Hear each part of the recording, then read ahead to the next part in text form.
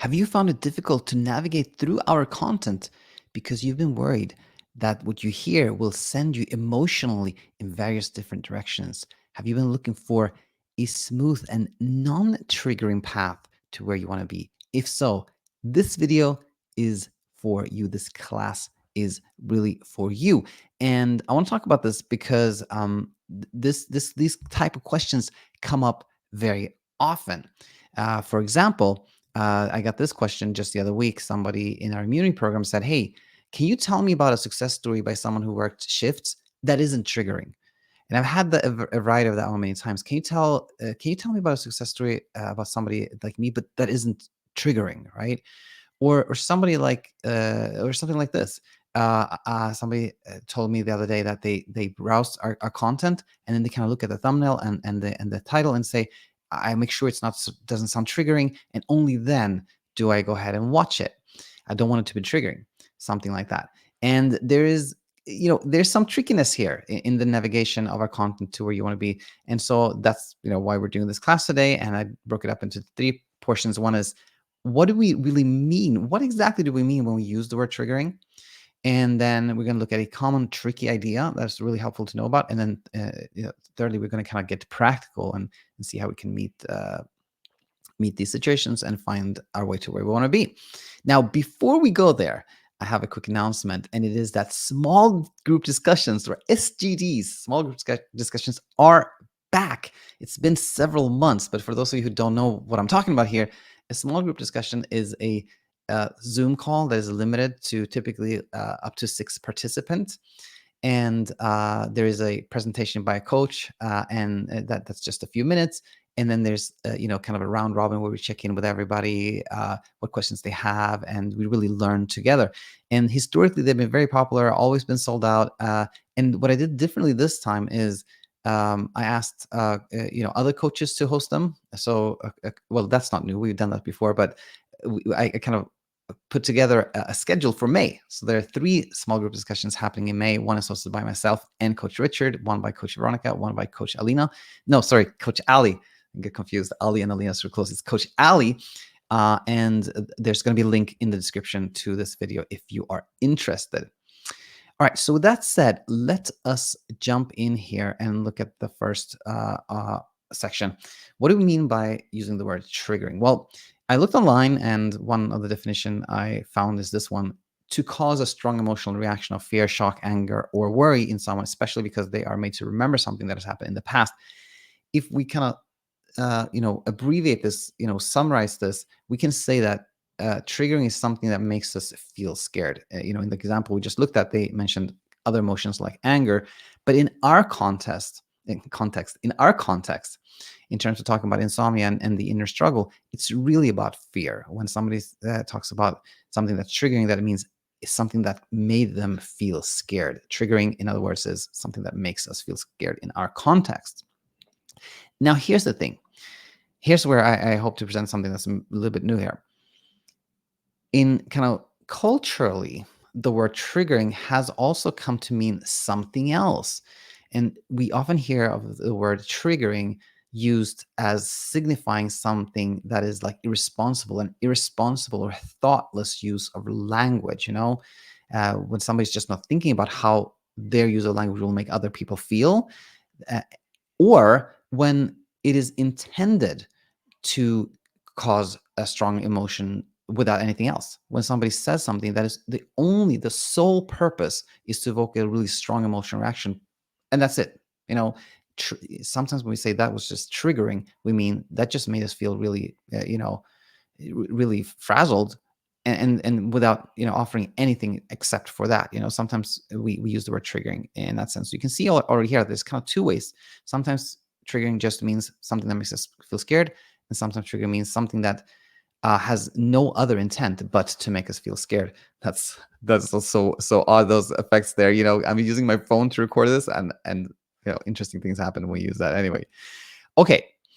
Now, I thought of it like a case in point here, which was for this particular episode, I thought of using a thumbnail, which is kind of the image you see for videos on YouTube, that said like a question mark, what is safe to watch? But then I thought, like, you know, the purpose of that is sort of like to get people's attention, because the implied message is that there is like safe, safe videos and not safe videos, which does evoke a strong emotional reaction, right? Without actually offering much kind of in return, if you will. So I decided that that was too triggering, and I decided that it wasn't worth it to use that thumbnail. And I'm just kind of using this as a case in point of like how we start to think of the word triggering today. Now you might be like, oh, Daniel's rambling, so let us get to the point. Here's the point.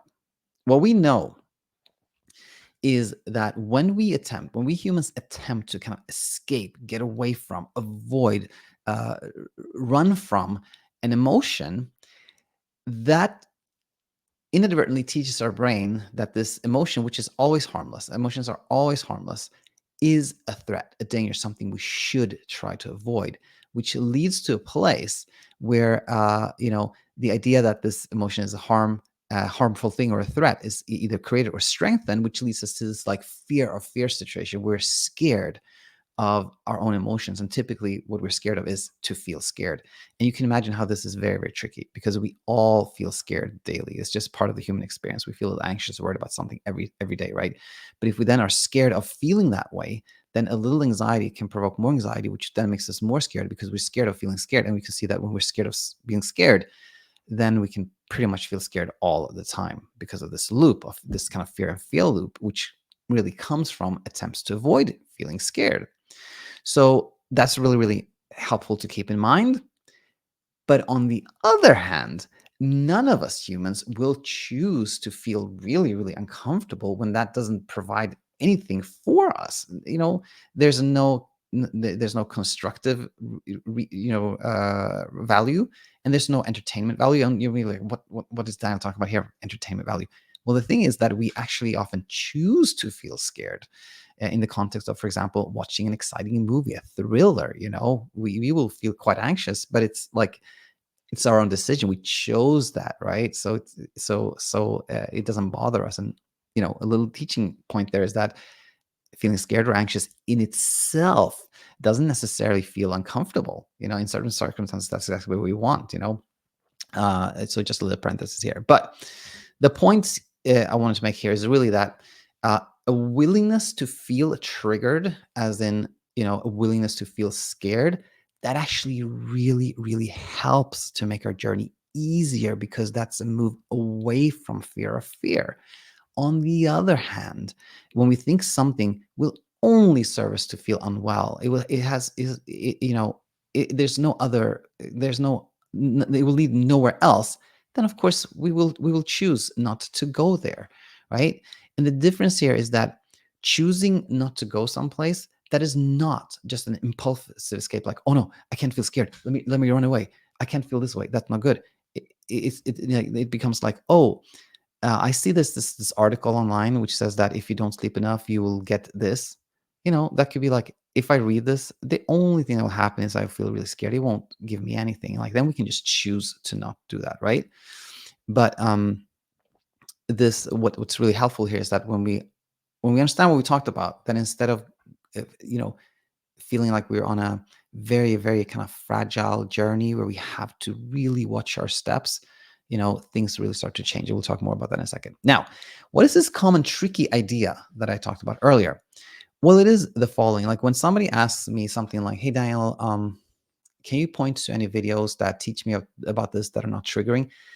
There is an idea behind that is that we can, to great extent predict how something is going to make us feel. In other words, the idea is that we often think how we respond based on what we encounter can be accurately predicted, but oftentimes this is not the case. Oftentimes it can be almost the opposite. The attempt to predict can lead in the opposite direction. So, for example, an episode, let's say an episode, we're talking here about like our YouTube channel here, an episode on this channel that we look at and we think like, oh, this is going to be non-triggering, that might may well make us really frazzled. Or an episode that we thought like, oh, this is probably going to be really triggering, but I'm going to watch it.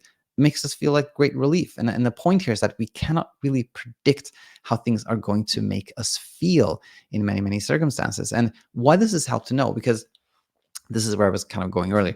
When we are attempting to kind of tiptoe very carefully around the content or around conversations or around anything that we think could potentially make us anxious, you can see how this creates a lot of anxiety because we feel like we're really fragile. We have to be careful. We can't feel this way. We can't feel that way, right? That in itself creates so much anxiety for us. On the other hand, when we see that there is no real way to predict this, then we no longer try to like tiptoe or really carefully choose and pick, right? That we're like, okay, I don't really know how this is going to make me feel. So then we can let go of all the kind of anxiety that comes from trying to like predict and tiptoe and find like the the perfect route forward, something like that. So how can we kind of get practical now? If you're hearing this and you're thinking like, okay, I see where you're going now. I understand the ideas here, but on a practical note, when I face kind of a decision, what should I do?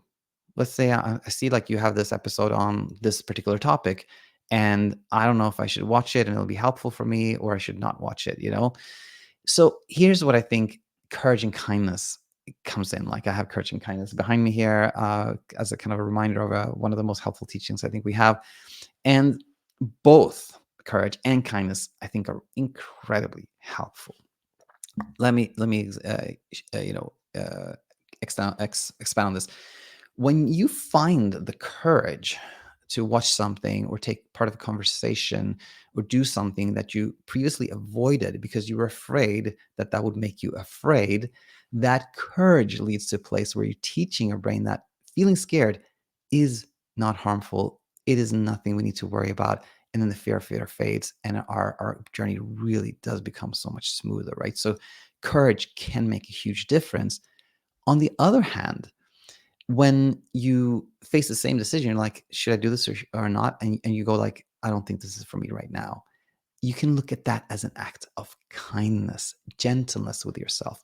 And when you aren't hard on yourself for deciding that it wasn't the time for that, then this is perhaps even more helpful. Like the kindness and gentleness with ourselves, I think is so, so helpful. And finally, I want to say that they aren't actually opposites. Like often it takes courage to be kind to yourself. Imagine that you have the cognitive awareness knowledge that, you know, facing our fear really, really helps, but you decide to not go there and be kind to yourself. That takes courage because you're in a way making a decision that you know may lead to a little bit more struggle. It takes a lot of courage to be kind, you know? And on the other hand, it's often very kind to be courageous, you know? Like when you decide to put yourself in front of something you know is going to be, you know, maybe making you frazzled. We can't predict, but maybe it'll make you quite frazzled. But you know that in the long term, this is what will lead to things becoming easier for you. Then you can say that it was very, very kind to go down that courageous path that time. So again, they're not opposites. They're just two polarities that are both really, really helpful on our journey to where we want to be. And I hope this episode led you one step further to where you want to be. So just thanks for tuning in here. Again, we have those small group discussions, link in the description, and look forward to having you back really, really soon. Bye for now.